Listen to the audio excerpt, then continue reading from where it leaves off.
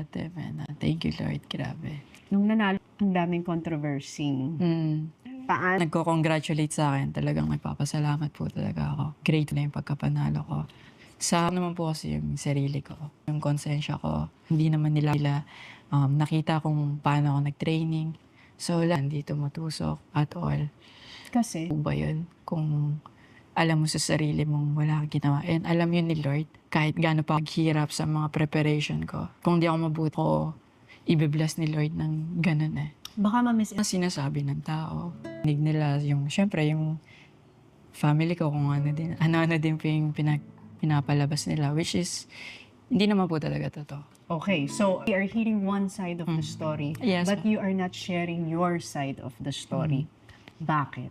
Personal din po kasi masyado, like, hindi na din po para malaman ng buong sambayan